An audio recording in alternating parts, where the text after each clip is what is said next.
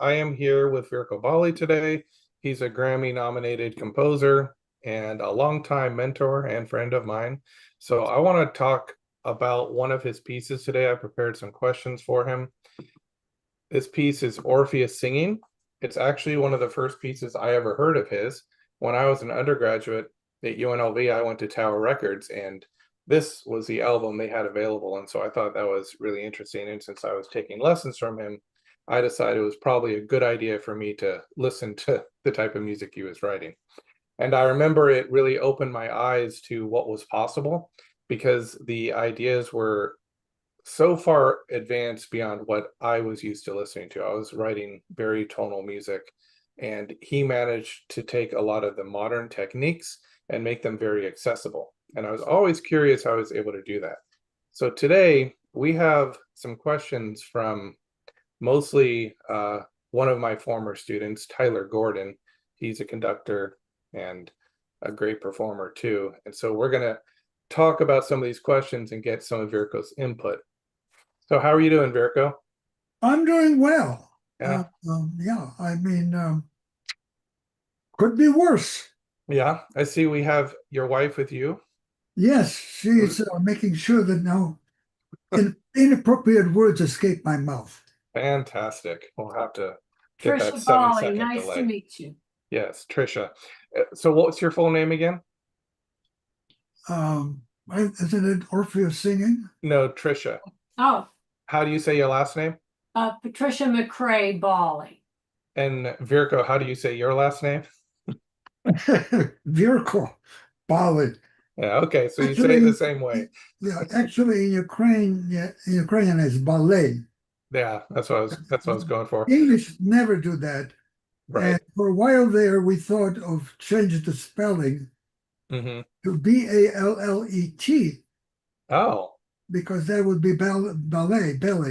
Yeah. I said, so what? The accent's on the first syllable. Yeah.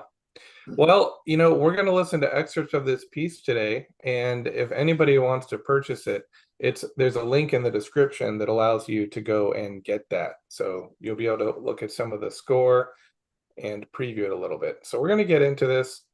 We're going to start with the very first movement, the Recitative. This is kind of a preview with how it starts, and if we have time at the end, there's actually something I'd like to ask Virko that goes beyond Tyler's questions. And it's something that maybe we can get into further in a future session, because I'm very curious what Virko thinks about that, but we'll save that for the end. So before we get started, is there anything you'd like to generally say about the Recitative? Well, basically, the piece is operatic. In other words, it's done a typical Italian opera going back to Baroque. You start with a recitative. Then you have an aria, and then you have a cabaletta, and a cabaletta was virtuosic, so that it would encompass all the elements for the singer to show off their ability to deal with words, which would be the recitative, their ability to deal with the emotion, which is in the aria, and then they show off in the cabaletta. But the Cabaletta is called Kolomyikas because it's a Western Ukrainian mountain, the Carpathian mountain form.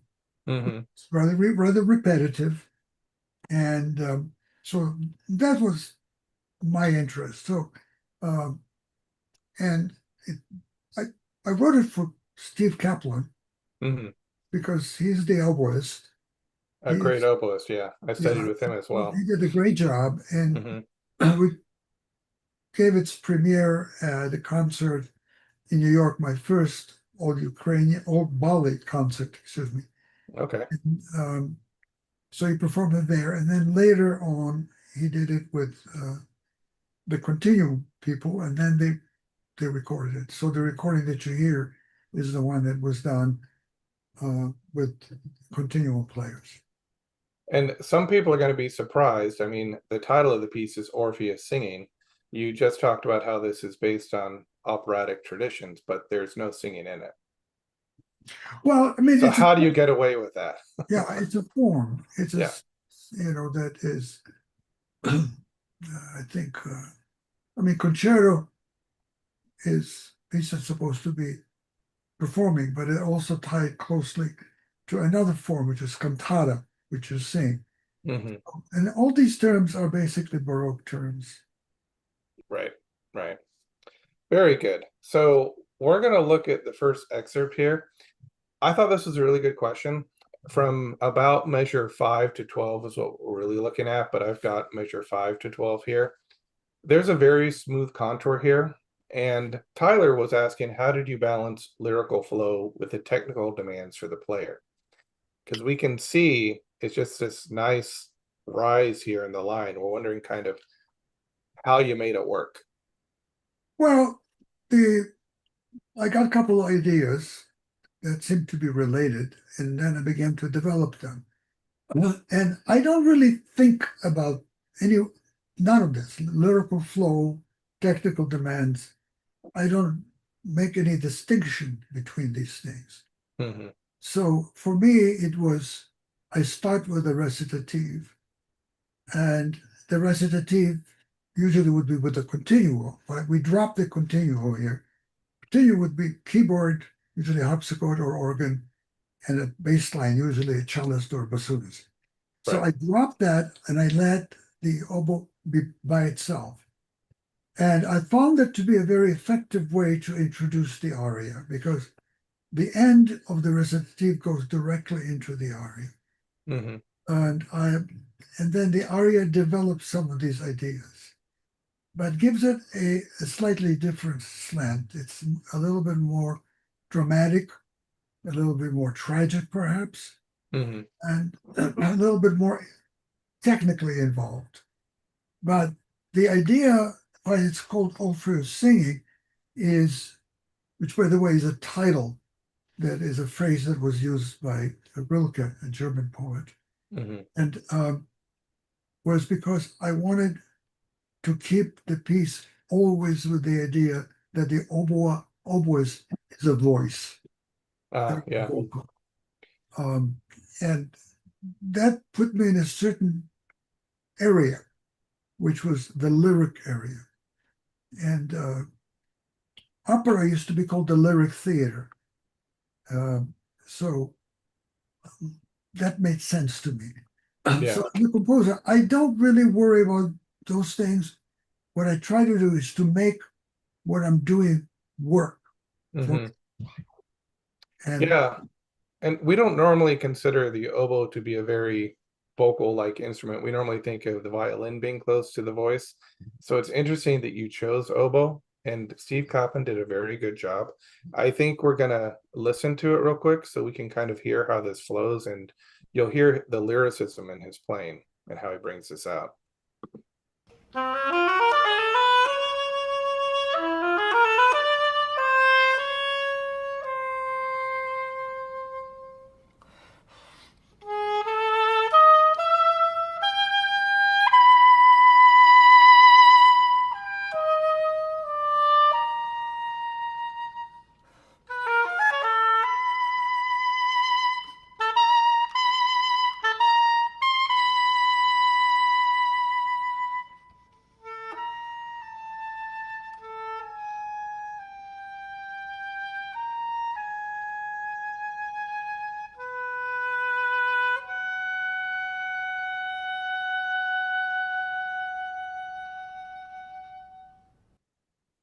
Yeah, it's really nice how you kind of balance these consonant intervals with all the dissonance.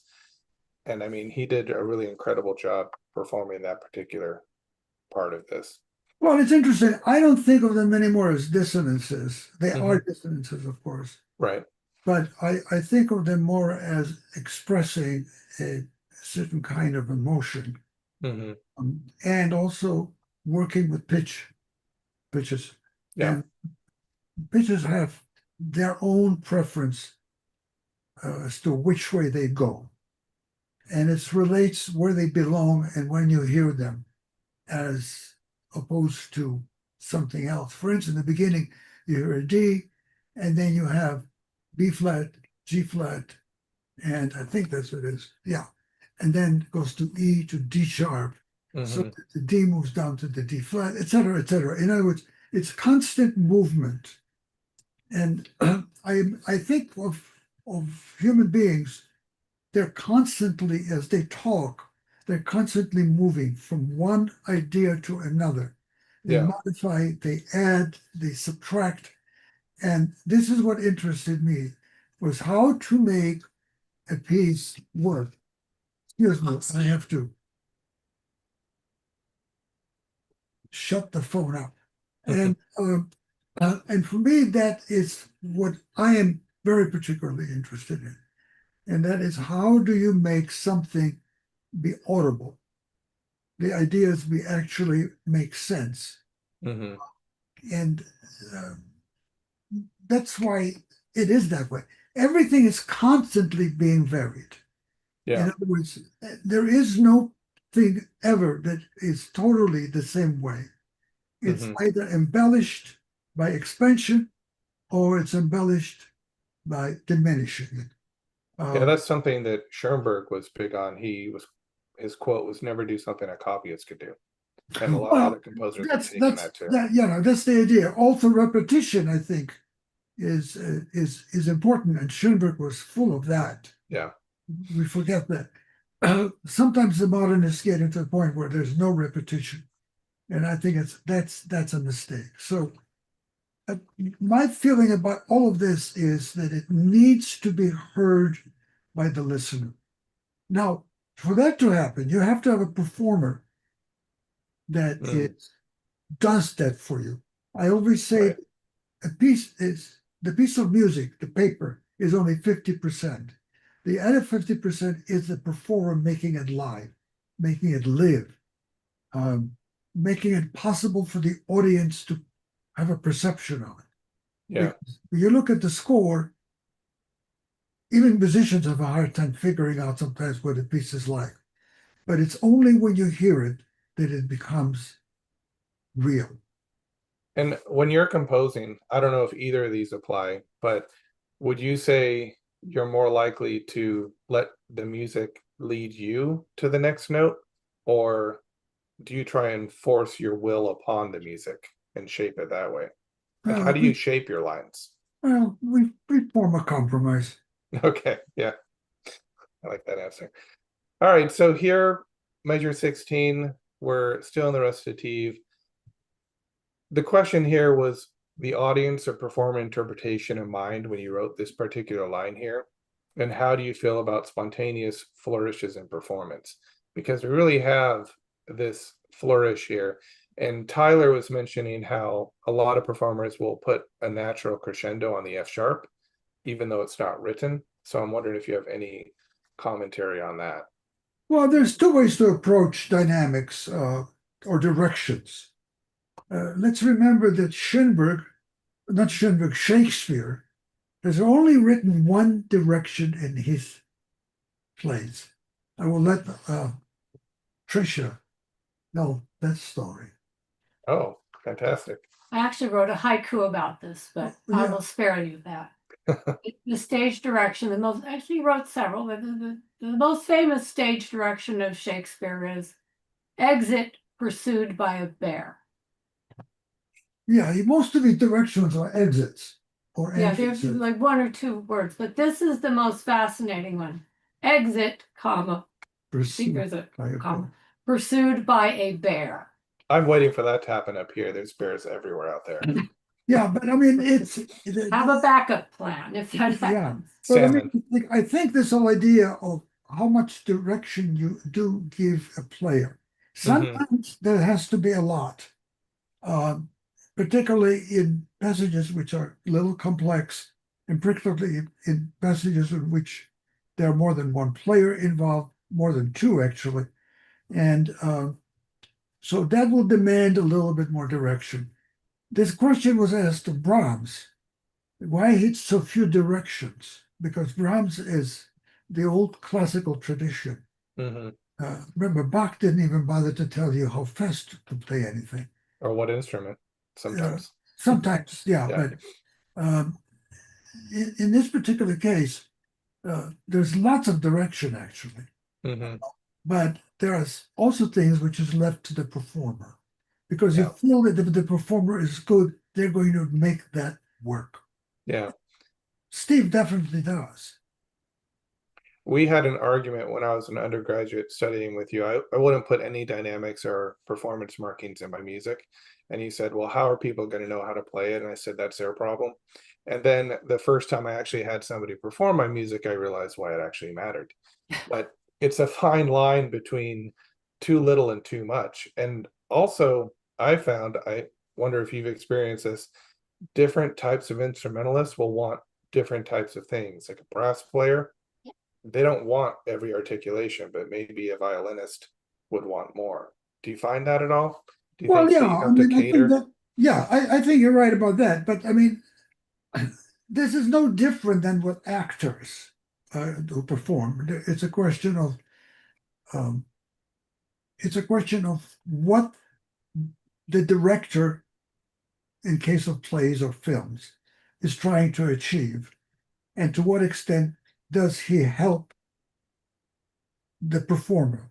Mhm. Um, Hitchcock purposefully gave almost no directions at all, but he absolutely directed where they're going to move, where they're going to stay. All that stuff was absolutely choreographed, but not the way they said their lines. And actors sometimes would be confused by that, so they were pressure. Am I doing well? And he said, well, yeah, because I wasn't sure, because he didn't seem to say anything. Well, I hired you, didn't I? Yeah, right. And that was all he would say, meaning that I felt that you would do the job. And, if you're not doing the job, I'll fire you. So, again, I think all of these things are very personal Mhm. and difficult to categorize, totally. A Yeah. composer like Silvestro is a very good friend of mine, Ukrainian composer. He gives direction almost on every note. Mhm. I'm exaggerating, but Yeah. pretty much so. Ligeti is like that too. There are composers who feel that they can't be misinterpreted by doing that. Mhm. Particularly, in the case of a composer that uses traditional techniques, but then he twists them or she twists them. And so have to show that so that they become something else, a memory, Yeah. say. Um, and so I think function dictates that. I Mhm. think Brahms was right because Brahms was writing in a style that everybody knew. Right. That's a And huge there aspect wasn't of it. any secret to them. Mhm. And once he gave the little directions he did, they would lead you in the right direction, I think. Yeah. Yeah, my take now is I'll provide as much detail as I can, and then the performer does whatever they want. Because I find if you include too many directions, half of them get ignored anyway. Yeah, But at right. least you can let them know what you were thinking. Yeah, composers are have their own, you know, what you would call, have their own message in the music. Yeah. And some will say that really the rhythm has to be like this because otherwise you won't hear the play between the instruments, etc., etc. All of these things are valid, and I think players who are, conditioned to be faithful, um, Yeah. then they will discover when they can do this in a more free way where their passage allow them to be more individual and where they absolutely have to be strict. Oh, that makes a lot of sense. That's a good explanation of it. So we're getting a little deeper into the piece. This is about measures 19 to 29. I guess this passage is often cited for its cool nature. It's been described as kind of cool. How do you think a performer's own personality or energy can shape the character of a particular section like this one? I think maybe for this one, we'll listen to it first so people can hear it.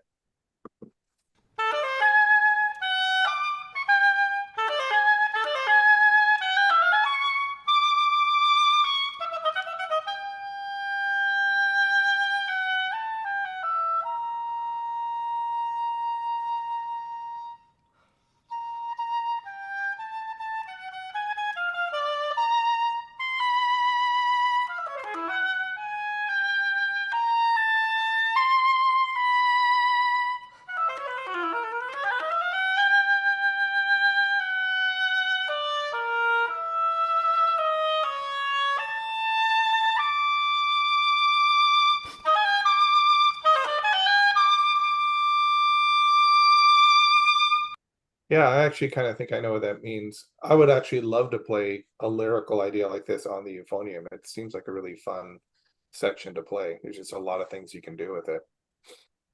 Well, yeah, I think if I remember correctly, what I felt it needed was well, at measure 19, this is when you first hear that lick. Hmm. And then I thought it needed to be now married with the first part, which is more lyrical. And because it's going to lead eventually, the lyrical wins Yeah. and takes us into the opening of the aria, which is really like a song. And so I think again, function is an important word. What is its function? And what it's doing to a certain extent is looking forward to the third movement where the rhythm becomes very important. Hmm. So it's kind of projecting into the future a little bit. And to the parts in also in the aria, which also have that in them. Yeah, that 30-second note figure comes back throughout the piece. And the first time I listened to this, it reminded me a lot of sentence structure, where you have that basic idea that then repeats, and then it goes into sort of a more fluid fragmentation, things of that nature. And so I've noticed you're repeating the first 30-second notes exactly the same, but then they start to kind of take on a life of their own. So it's a really interesting technique you use there. Well, yeah, I mean, it's a constant development. Hmm. You know, somebody asked Glenn Gould, why don't you do the repeats of the exposition in the classical piece? And he says, I do if I have something new to say. Otherwise, I don't bother. Oh, that makes sense. I like that. And so the same thing in here. I think if I see the ability to do something with it which is different, then I Hmm. will do that. But my main function there was to structurally was to get back to that very, very lyrical part, very extended. And the end, it even says senza misura, which means don't count, don't Yeah. worry about it. Just phrase it any way you want, and which leads us again into the aria. Yeah. So now we are in the aria. This is a much more, oh, it's not really more lyrical, but there's a lot more going on in the other parts rhythmically. And so this is a really interesting movement. Is there anything you want to say before we get into the aria? Any Well, background you want people to know about? well, aria is usually the emotional center of this three-part structure. That's where, in a way, the goods come in, and the promise is delivered. Hmm. The promise is in the recitative. Now everything gets elongated, and the speed and everything else is specifically within the viola, which now gives this rapid, almost like a tremolo, and doesn't really move much. And everybody else is an accompaniment. But we have the cello, which sings together with the voice, which is oboe. Yeah. And I think that, again, gives you a clue that there's not going to be that much separation between the instruments and the oboe being instrument played with the breath, human breath, which is, in a way, the idea of creation. So Hmm. we have here this idea so that the instrument, as we understand it, which is the strings, now is functioning as the stage upon which the oboe sings. Yeah, and one thing that I'm just noticing right away is this very quick crescendo from piano to forte. Yeah. A lot of people would say doing that so early on doesn't really leave you anywhere to go dynamically.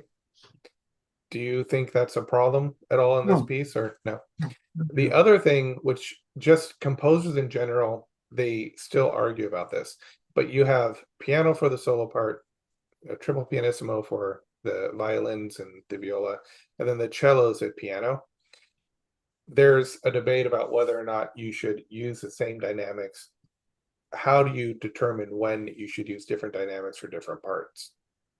Well, Does that cause confusion if you yeah, don't? I mean, no, the reason is that the tune, the melody, has to be brought out. Hmm. And in this particular case, if I don't have the cello with it, then the voice is naked. Yeah.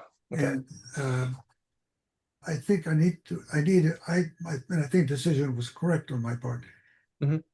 The voice, I call over the voice here, the voice and the cello sing the same thing, but they're an octave apart. And this octave apart gives it certain depth, which is very important, Right. in my opinion.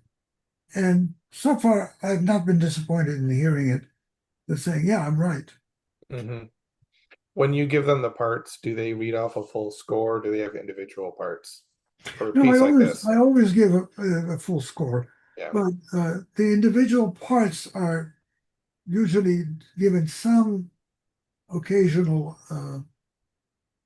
quoting from the other instruments so they know where they are. Right. Some cues. Yeah. I don't do that until the piece has been finished Okay. very much. Well, here we have measures 6 to 16. The question was whether or not you had any impressionistic colors on your mind. Were you channeling Debussy and some of these other impressionistic writers? You know, Tyler Gordon likened it to Afternoon of the Faun. I don't worry about that. Yeah. Um, somebody once asked Schnittke, what is contemporary music for you? And he started saying Monteverdi, Cellini, Daride, Mozart, Beethoven, Debussy, Schoenberg, etc. And everybody said, what are you talking about? Well, contemporary is what is being played right now. Yeah. So all of that is part of our vocabulary. Hmm. And if you try to reject all of it and go into something else, which is what we often refer to as avant-garde, that's legitimate. But so is this. Yeah. Total rejection. Well, the lady does protest too much. Yeah. I think it's just a question of what are you after. Hmm. In this particular piece, I'm thinking of an operatic aria in which the melody does have an importance, and there is a discussion between voice and the other instruments, in this case strings. So you let that flow as it wants to flow. Right. Part of that whole thing you asked originally, do I force it to be something? The only force I use, it's got to give me more. Okay. Yeah.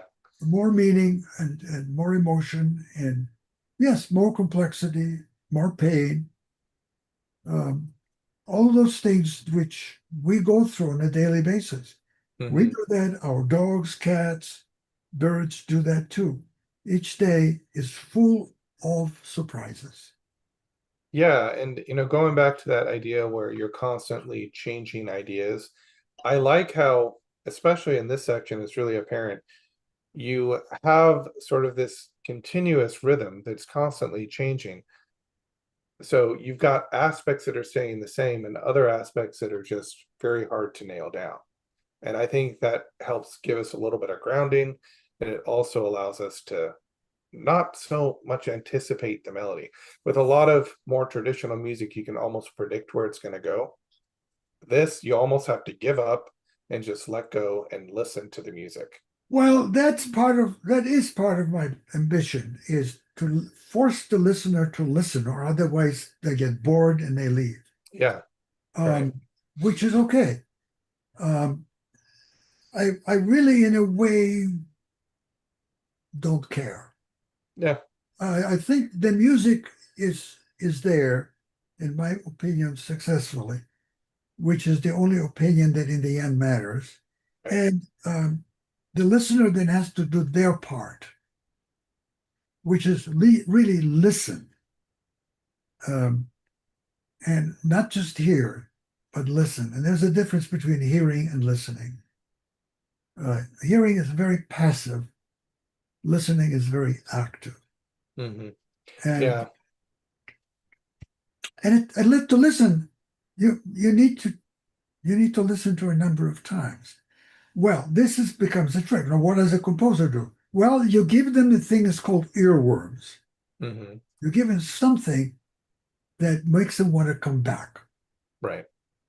And I think in this particular case, it's the various melodic phrases. Hmm. They come back.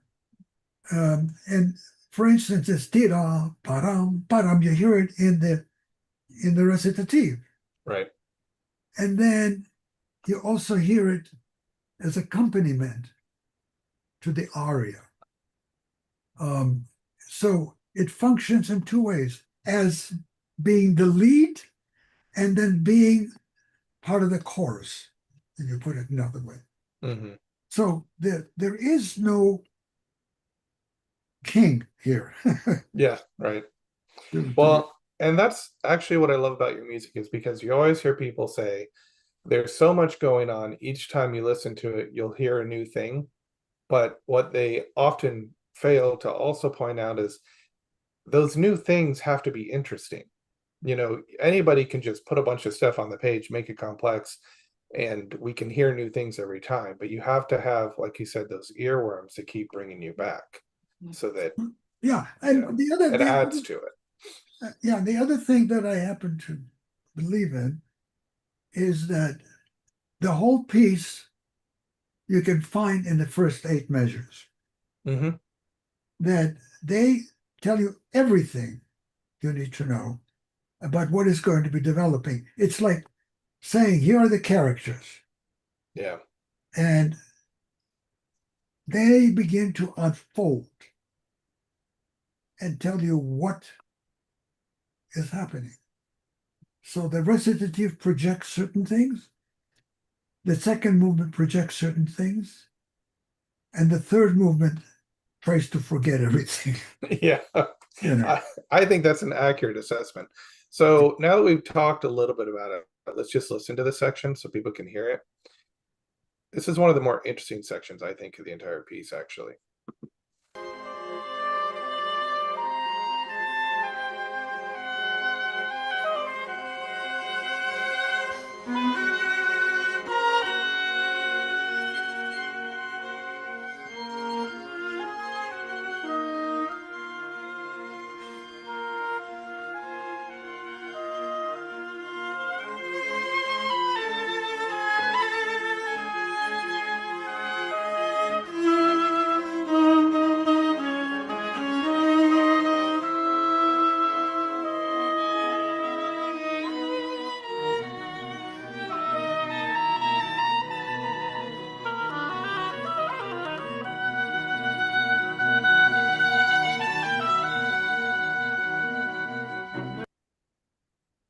So that leads us into measures 17 to 21.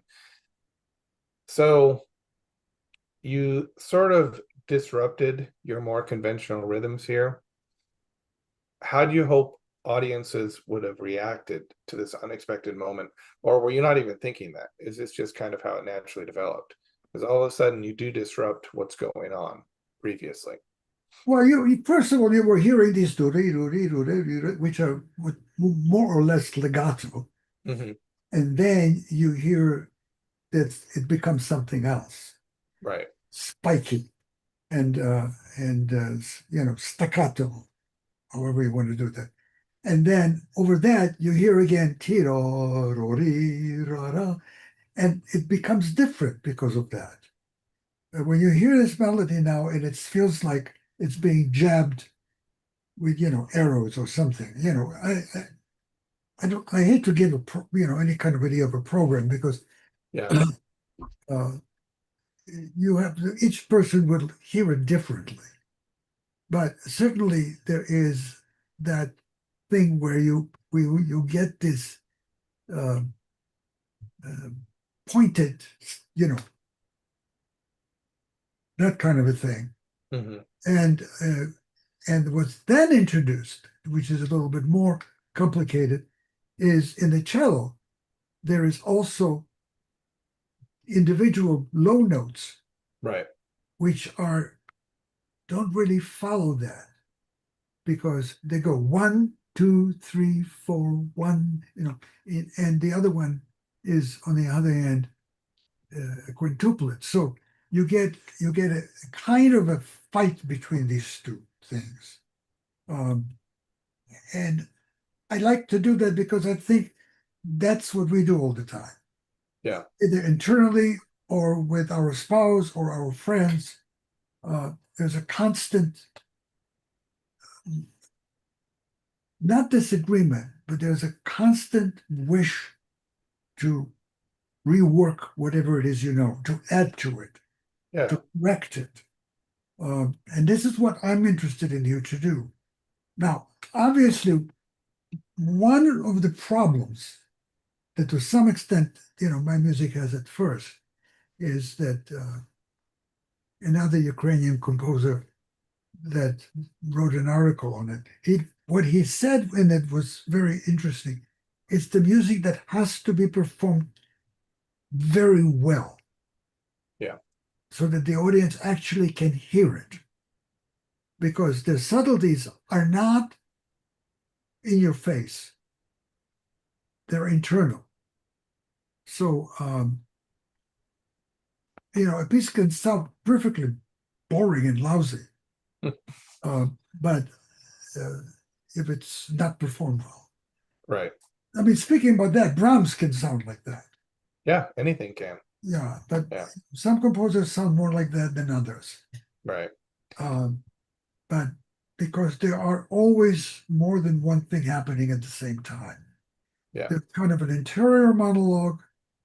There's a kind of an obvious person trying to defend themselves, perhaps. Hmm. And there is this strife that occurs at the same time. So, anyway. Yeah. And Cool. this is kind of a perfect example of like what Schenker talks about, where he says always the same, but never in the same way. I mean, that Yeah. kind of epitomizes your music. Yeah. All right. So now we're getting closer to the end. So this kind of sounds to me like tango inspired grooves, and it's probably something different, but how do you integrate familiar idioms into kind of this avant-garde texture that you have here? I think maybe for this one, we should listen to it first and see if other people hear kind of a similar thing. It almost sounds a little bit like a dance.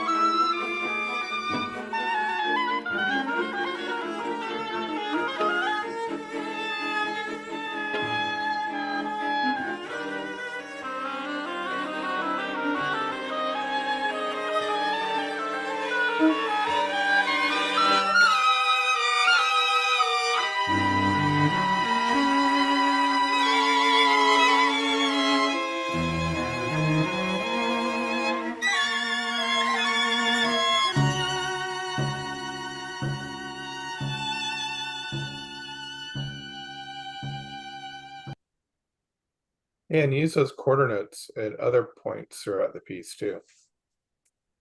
Yeah, well, I think the sort of emotional disagreement between various parts here particularly. It's backwards, it's left to right. Yeah, but in the end, they come together. Yeah. And then that togetherness is when you have ram, and everybody's joining in it, but then you have that boom, boom, boom, Hmm. boom, which kind of brings everybody together around that. Yeah. And then it comes later on. What happens, there's not a quote exactly from Gershwin, but a kind of a Gershwin-like line in there, Hmm. and that's very much on purpose, because that Gershwin is a love song. So I wanted to have something in which all these stripes come together, and there's a kind of agreement. Right. Um, and anyway, that for me, a piece of music is a living organism. Um, it's not. It's not formula. It's not what I call troping. Yeah. It's not something finding certain things and you kind of put them together and it's clever and all of that. And it usually satisfies the audience because it's written to make the audience job very easy. Hmm. Well, that doesn't interest me. Oh, you definitely don't write to make it easy for the audience, but there are certain lyrical aspects of it and almost a tonal basis somehow where we can latch on to things like certain Well, no, points yeah, I that don't bring really, us in. I don't really believe in that tonality anyway. I don't think Yeah. that works. I mean, it's one has to be careful with that because it ends up sounding like clusters. Hmm. And again, to quote Silvestro, cluster is where pitches go to die. Yeah. Okay. Yeah. And so I am a firm believer that pitch, although I like clusters and sometimes they work great. So it isn't damnation of clusters, but the idea that if a piece sounds like a continual cluster one after another, there's no relief. Yeah. Um, and there are people who really like that, and that's fine. I mean, I have no demand on that, but I have a demand on myself to make the things audible in the Yeah. end. So you really do just sort of let things develop organically, where Yeah, they stem from the yeah. very opening ideas, and then the whole piece is you don't sit here and think, okay, I'm going to use a 12-tone row here as a technique for this reason. It really kind of flows from those initial ideas, whatever Yeah, I happens, mean, happens. I will if I got even a very tonal melody or something, I will do some things with it to show me what possibilities it has. Hmm. For instance, I will create it so that I have it in an inversion, backwards, and so on. I will explore what does it offer me. Yeah. Um, what is the present it gives me, so then I can in turn give it back a voice. Yeah, absolutely. So now that brings us to the final movement, Cabaletta. Is there anything you'd like to say before we get into this? Just let people know Well, what it's about. Cabaletta is a dance, and the Kolomyikas is the form that it does, and actually includes Kolomyikas like melodies. And they tended to be overtly, for the most part, sexual. They have the words themselves tend to be naughty. Okay, naughty words. Yeah. So I think that's kind of important here. But also the idea that you have a very straightforward 2/4 rhythm, boom, boom, boom, boom, boom, boom, and then a lot of the faster figures are quintuplets, et cetera, et cetera. So there's that strife, if you want to call it, between things that are very square. Mhm. Nothing is ba, ba, ba, ba, and that nothing can be squarer than that. Right. And against that you work other kinds of things, flirtations, you know, uh, possibly double meanings, etc., etc. So again, this is a dance. This is the dance between men and women, or to if the culture is gay, that will work too. Mhm. But it's a dance between these two, and very often, although in some ways their objective is the same, but the method is different. Is that why it's so contrapuntal? There's so Yeah. many contrapuntal techniques in here. Yeah. It really feels like two different forces going at each other, but somehow working together. Yeah, but they still have that Yeah, right. and that kind of works. And there's a section in where Steve came up to me and said, "I'd like to do this sound, which is where you put the reed all the way in your mouth." Basically, the sound is what I would call that has in folk music all the time and in musicals, which is belting. Mhm. Belting is not subtle. Belting is very direct. It's full-throated singing. There's very little in it that suggests anything other than this is what it is. Yeah, It can be nothing else but this. And so that also isn't there. I think in a sense you kind of answered this question a little bit, but were there any folk-inspired gestures in this design, specifically kind of what we're looking at now? I'll play it first, but the question was, how do you sort of channel energy from other forms into this piece? So I'm going to go ahead and play this so we can listen to it.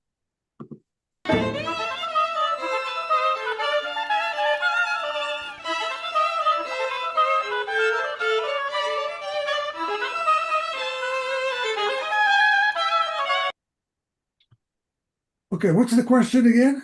The question is, were there any folk-inspired influences? Oh, well, yeah. Not Yeah. only that, Yeah. all the phraseology, all the phrases are tropes from folk music.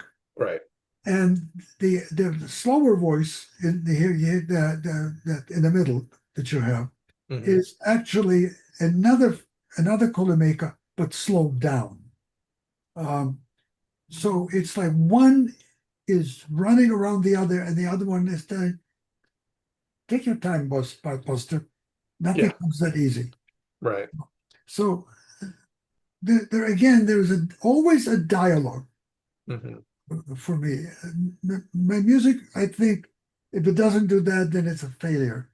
It's a dialogue between the various voices. The counterpoint is not academic, although Right. it's done in an academic way. You know, Mhm. that contradiction. Well, it's almost more like an invention or a fugue because there aren't really strict rules for that other than Oh no, development. this is not a fugue. Yeah, not a fugue, but maybe like meant invention. Yeah, well, it's counterpoint. Counterpoint simply Yeah. means voice against voice. Yeah. Voce contra voce. And Mhm. that's all it means. And then out of that grew a fugue, which is a specific form, and then also became a genre almost. But in here, there's none of that, but there's a lot of counterpoint. Well, there has to be because for each of these lines, they all come out. Like you can hear each individual line, and the way it works is that cello has the sustained tones, just like we do in counterpoint, a 2-to-1 relationship or a 4-to-1 relationship. All the voices are moving kind of in a different way. That's how they come out. Otherwise, it'd sound like a mess of sound. So the way you do this is really kind of incredible because you have really Yeah. 4 different ideas. And that's why it has to be really performed virtuosically. And this Yeah. there's one thing to sit down and do a reading. In other words, you sit down, you rehearse it 1 or 2 times, and then you go perform it. Well, Mhm. the best that you can achieve there is what I call a reading, which means you play the notes, you give the rhythms, you more or less give the dynamics, and that's it. Yeah. And the audience is bored to tears Mhm. because there is no character in it. You know, Yeah. it's like an actor coming out, to be or not to be. That is the question. Yeah. Next line, please. No, you can't do that. It really demands that you throw yourself into it. And that's what I said. It's an aria in which you have recitative in the beginning, which lays out what the topic is all about. It tells you where the action is. The Yeah. aria, where is the emotional build of it. And then the Cabaletta, in this case with Kolomyikas, that's when you let it all loose. Yeah, there's tons of character in this piece. So here, there were two earworm melodies, which is something I've heard you talk about a lot. They're featured with very simple rhythmic support. What's your process for crafting these kind of sticky themes, these earworms that linger in the listener's mind? How do you come up with them? Do you get lucky? Well, You know? can you play it for me? Because I'm Yeah, let me go ahead and play this first.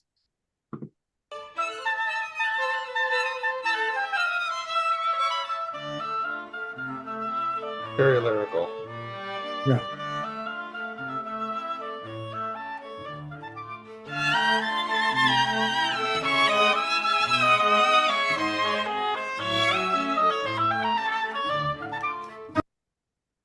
Yeah, I mean, again, I mean, I hear it as one melody, but the original question pointed out two.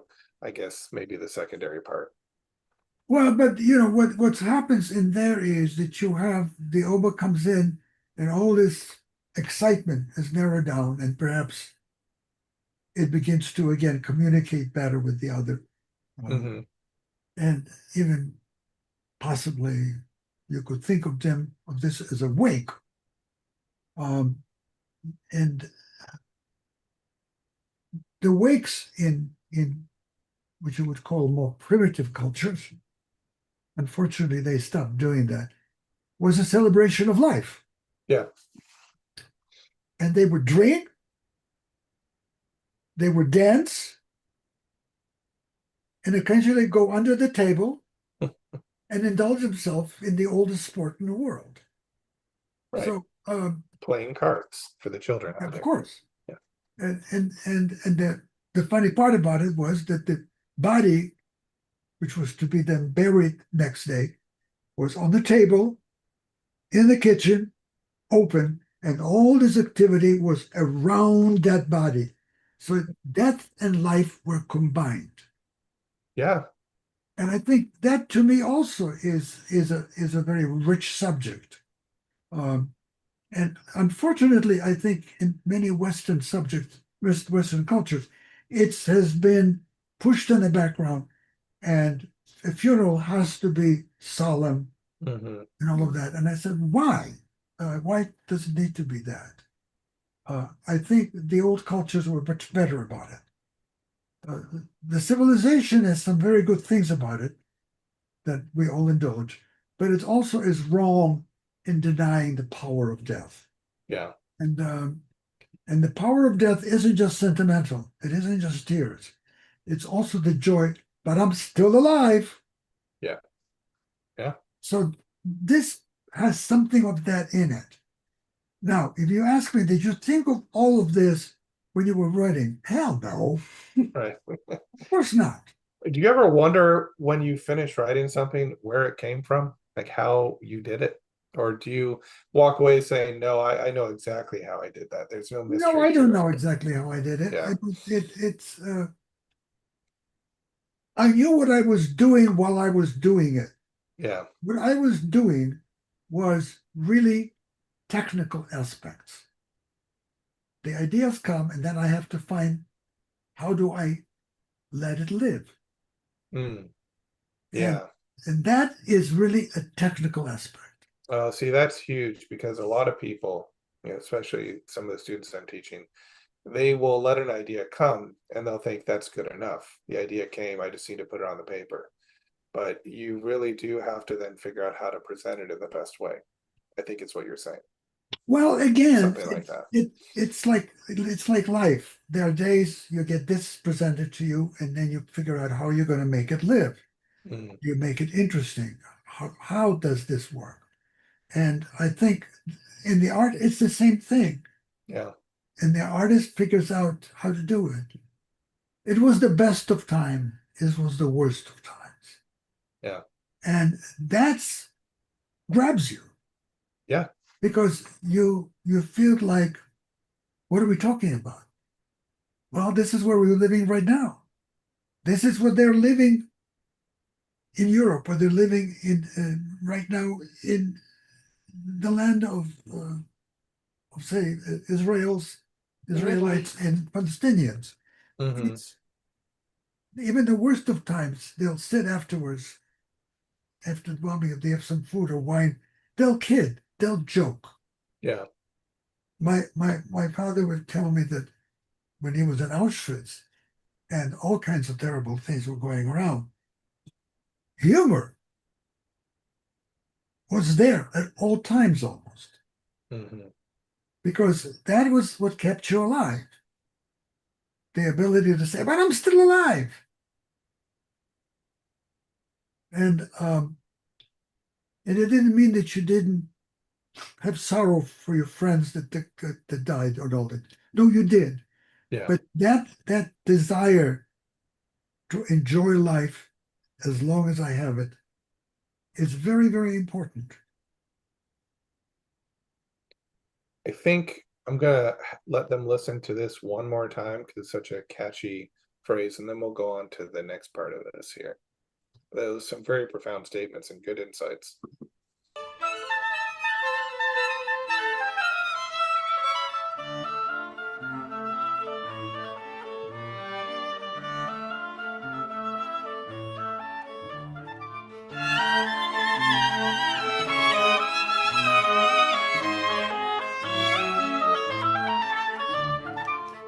Yeah, there really is a little bit of joy mixed with sadness in there.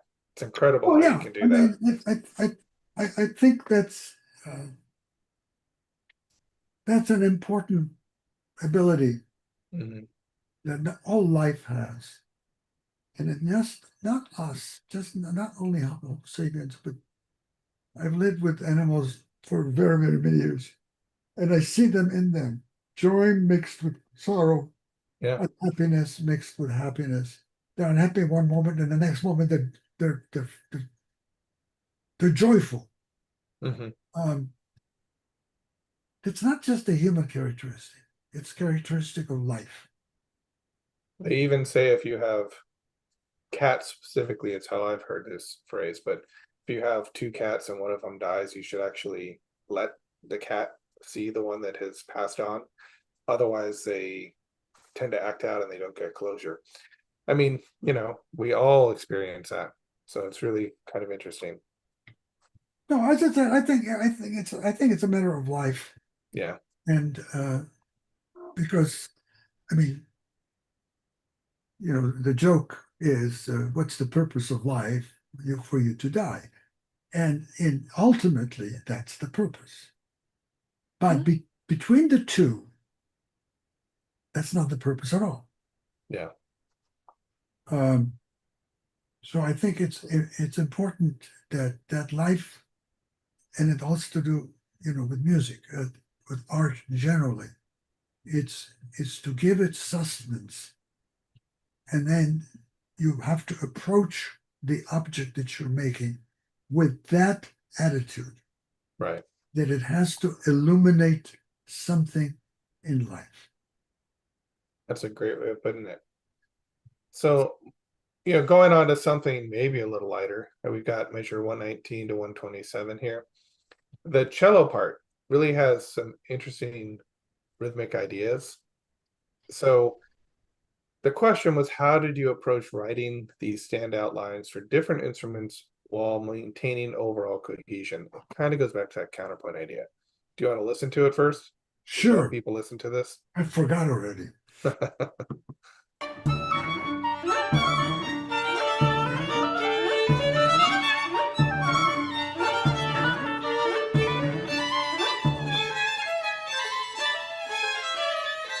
Hey, you can almost miss it. You really have to listen for the cello. So I'm going to go ahead and play it again. But I can see why that would be a fun part for them to play, which I'm wondering, as a kind of a follow-up, how important you think that is, or if it's something you don't worry about, whether or not the part is interesting for the performer. So we'll just listen one more time.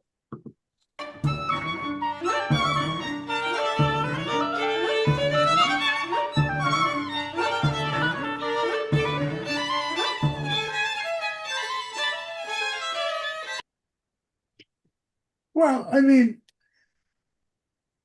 there, that's difficult to explain. It Yeah. has to do with, as the piece unfolds, you look at the germ ideas in the first 8 bars, and the cellos have a lot of these rhythmic things going on. And then And it's the first note of the piece, I believe, the D, right?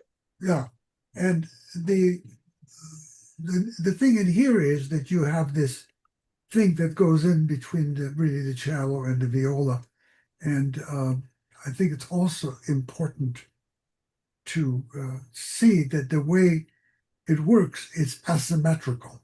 Hmm.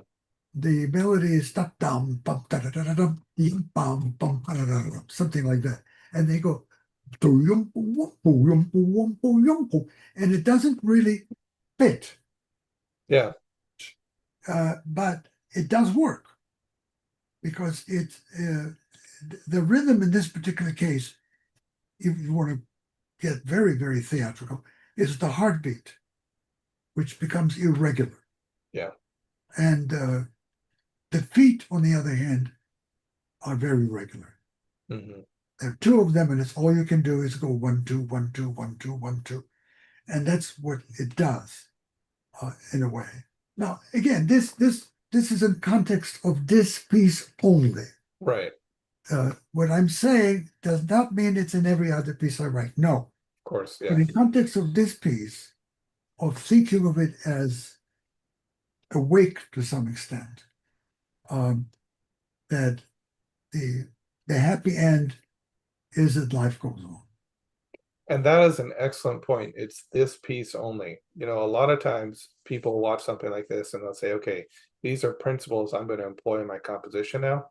But every composition is a new puzzle to solve. At least that's the way I view it. And so you have to figure out, what is this composition telling me to do, and then make it happen. Do you agree with that, or do you kind of have a No, I different do. viewpoint? I think, there are things that you as a composer or Shakespeare as a writer will latch on to. But in each work that they do, we all do, if it's done, in my opinion, properly, Hmm. I'm not using the word successful, I'm just talking about properly, is that it will make sense. Right. And so that the idea of very regular 1, 2, 1, 2 beat, you also introduce other beats that work with it, but also fight it. Well, and you wrote it out. I mean, if we look at a piece like Charles Ives' Unanswered Question, the orchestra is kind of doing its own thing against this trumpet idea, which very different textures, but you could have potentially just had them play this aleatorically, or they just kind of randomly play in sequence and pay attention to each other. Well, So it's yeah, I mean, completely out of time. I've done that too with Yeah. pieces, but the question in here is it's a dance. Right. So it felt And- like it needed to be rhythmic. Yeah. And you have to introduce a certain amount of interaction, which is not strict, Hmm. and for it to work. Otherwise, it becomes very academic. Yeah.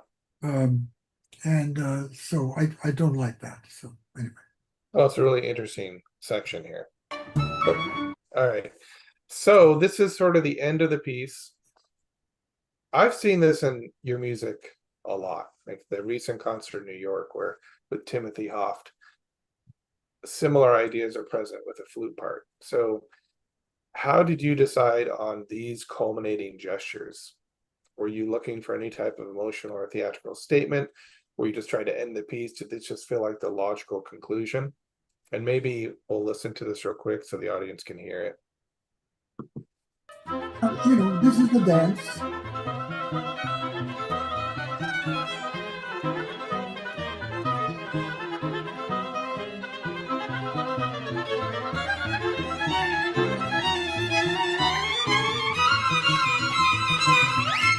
Yeah, great ending.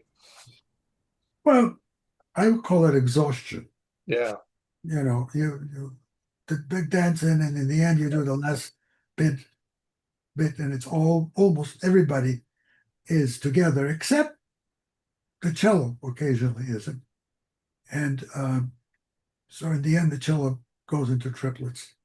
And again, there's that basic togetherness, and yet within that togetherness is a certain amount of, oh, I don't know. There's cohesion, and it really does feel Well, like I in the mean, end we just kind of collapse. friction, there's friction. Yeah. Life is full of friction always, all the time. So you have the cello going pizzicato, boom, boom, boom, boom, pio, pio, boom, boom, boom, boom, ping, bum, bum, boom, boom, boom, boom. So that the heart of how those rhythms are worked is that triplet in the cello, which is, played very loudly as the guy can do it or care Yeah. to do it. And that, again, that idea for me is that there's always some tripping going on. By that I mean, you fumble. Hmm. There's a fumbling aspect, which is, Yeah. right. And yeah, again, this is perfectly standard stuff. Well, Heinrich Schenker, one of the things that he was trying to do was trying to figure out what sort of universal principles held music together. And he didn't necessarily believe that a composer would sit down and follow his theories for structure and map them out. He felt that the genius composers just kind of did it naturally. And one of the things that I've always kind of pushed for is this idea that we say Schenkerian analysis can only be done tonally, but I actually think that his principles can be applied in much looser ways through a lot of different styles. And one of the things I noticed about your piece, and I kind of know, I think, what your answer is, but you have kind of this Schenkerian development happening, especially in the first one, the only one I've really looked at so far. You have this idea where it's really a whole tone scale. You go from D to E, you're slowly rising. You're kind of evolving around an F sharp here, so we call these prolongations. Then the G sharp, the B flat. We hit on a C here, so you have these high points at the top of each melody that could be viewed as destination points in a longer prolongation. And then your high point here is a D, and then you come back to D at the end. So this is a very Schenkerian idea, this idea of obligatory register. It means essentially wherever you start, you end. And Schenker believed that a piece that didn't do that was somehow less complete. And there's all kinds of explanations for pieces that don't do that. They'll say things like, well, the piece actually ended before we left the original obligatory register. But one of the things I notice here, just a quick look at this, is you actually have that, and you're structuring this whole piece on a whole tone scale. And one of the things Tyler Gordon says is it kind of reminded him of Debussy. And so I'm wondering if any of these things are kind of in the back of your mind, or if this kind of stuff just happens accidentally, or if humans are just so good at seeing patterns, we'll find a pattern in anything, even when it's not there. I wonder if you have any thoughts on that. Well, I mean, yeah, we always look for a pattern. Mhm. But not only us, I think all life does. They looks for a pattern. Pattern gives us some security, and I think it's important for us to have patterns. When you actually put something together, like a work, whatever kind, piece, painting, whatever, or making your house look attractive. All these things are a search for a pattern. And when you do that, you want to decorate your house or something, you do look for what would work in it. In other words, what colors are better than others, etc., etc. That becomes part of our mode of thinking. Yeah. And so, I mean, Schenker was absolutely right about that, that there always is, in anything that I think works well, there is a logic beyond it, meaning that there is a kind of a logic that enters into it that is not rational, but is well organized, makes sense. And why it appears here or why it appears there, we don't know. And no amount of analysis will tell us. Right. What we can do is say, it seems to want to do this, but then it doesn't do it here, but then it does it over here. So that is that kind of unpredictability of who we are, of life in general. So what you're pointing out in here, where the notes end up and going, but that I do by ear. Right. I reach that thing by listening to it and say, well, it wants to go to this note. Yeah. And I don't fight that. I go with that. Yeah, it's very interesting because I mean, even in it doesn't really matter what you're analyzing as long as it's notated. Even Stockhausen, to some extent, you can find the equivalent of these linear patterns. They're like a thread that holds everything else together, and pieces that are missing it seem like they're meandering. So I don't think you can learn this and then say, I'm going to apply it in a composition. But I think you can learn something like this and then analyze your music and say, is it following that? Would be better if maybe I made a tweak here so that it could follow something like that. But I just noticed a lot of your music also follows kind of these trends that Schenker said were very intuitive. He didn't believe that the masters did this intentionally. And so I think that's what you're doing as well. You know, in case of music, you trust your ear. In case of painting, you trust your eyes. Right. Good way of putting it. Yeah, I mean, I think that we have to approach this thing with as much learning as we possibly can. What was that? What's the name of that billionaire? Buffett, is it? Warren Buffett, yeah. Yeah. Somebody talked to me and says, well, what do you do to be able to do this? He said, you read. Yeah. 80% of the time you spend, you're reading.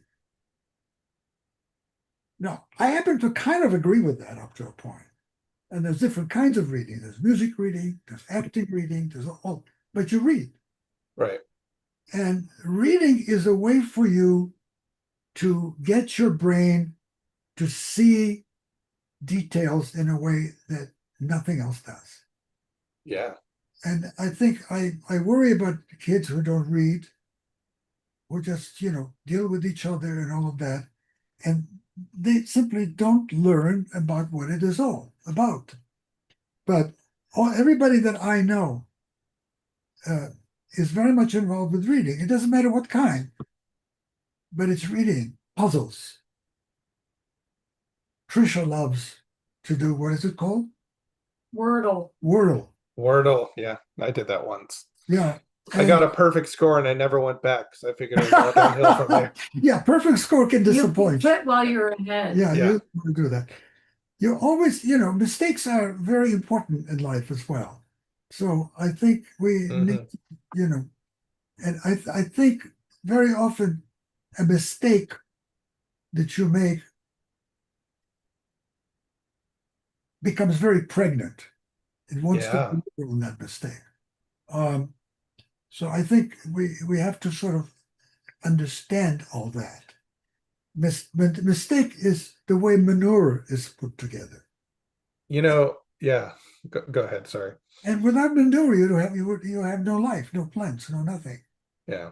So in the forest, the manure just falls from the trees. The rain comes and all that, and all that happens. We have to fabricate it.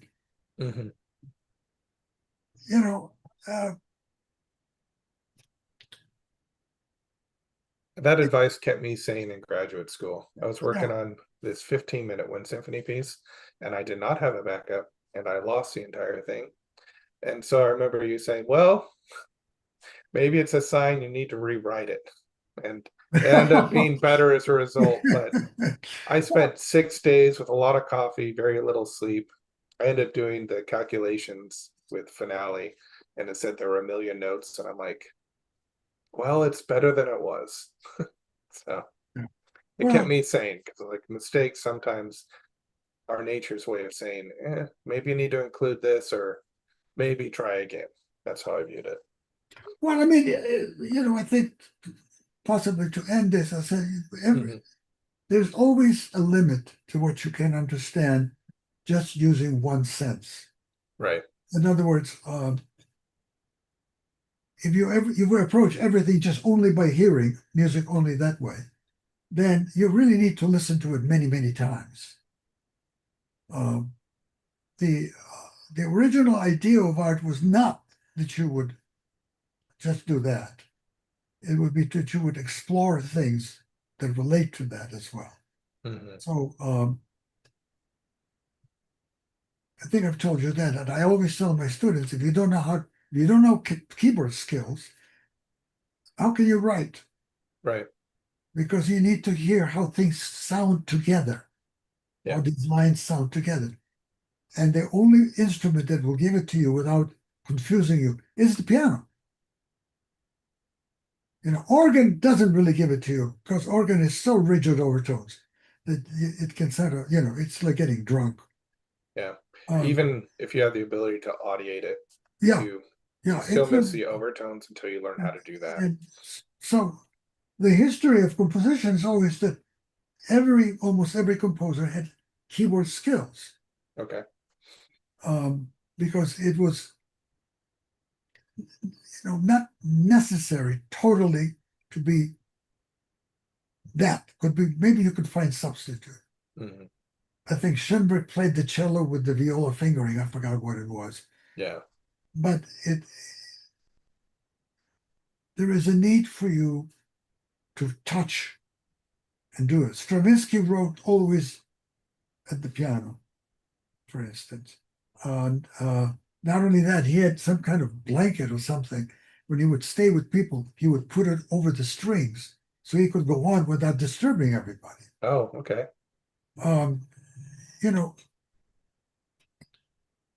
We're a persistent lot. We don't give up easily. And I think that's what maybe is a blessing. That's true. Well, thank you for talking with me again. We had some great insights today. We're going to try and keep doing this. We have a lot more to learn from you.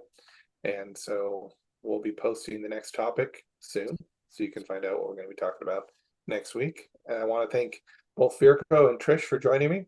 Trish, do you have anything you'd like to say to the world? What it's like to live with a composer? Well, I taught art history for 30 years. And listening to all of this, I could grasp a certain percentage of it because I'm not a musician. But what I gathered from this is just how visual Virko's music really is. It's extremely evocative of, it gets my visual cortex a jumping. And I found this as a way of accessing other art forms, like when you were talking about the wake, the traditional wake before the funeral the next day, with the community and the family gather around the body and they party. And it brought to mind the final scene from The Seventh Seal, which I haven't seen since before Kevin was born. But I'm piecing it together. And when Death leaves with everyone in his trail, they're not trudging off, they're dancing.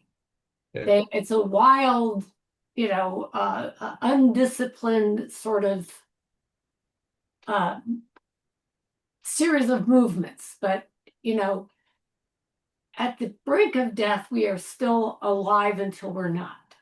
And Bergman very intelligently said, dance away, dance off. And unless I'm remembering it wrong. No, it's correct. I mean, there is that group that needs to die already.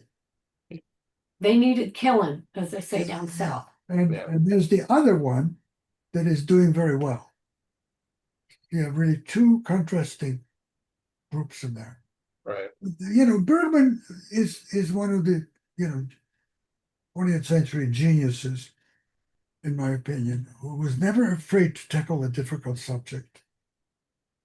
And it's an interesting thing. He wrote a thing called Scenes from a Marriage, which he did for TV.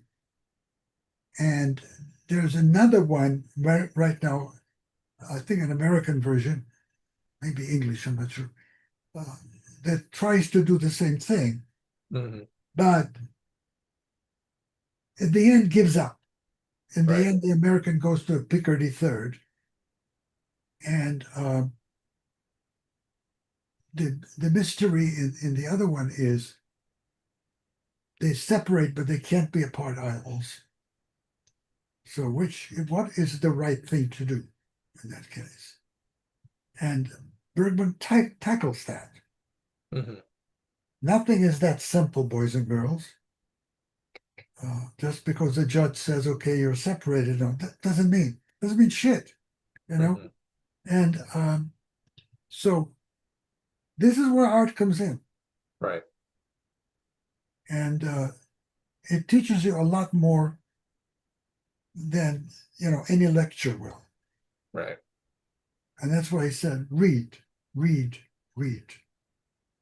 And well, you definitely need to go out and check out Virko's CDs. His Orpheus Singing is available. There's links in the description. And you can also find out much more about Virko through this channel. So make sure you subscribe if you want to hear more about this. And we will see you next week. So thank you, Virko and Trish, again for joining me today. And we'll keep doing this.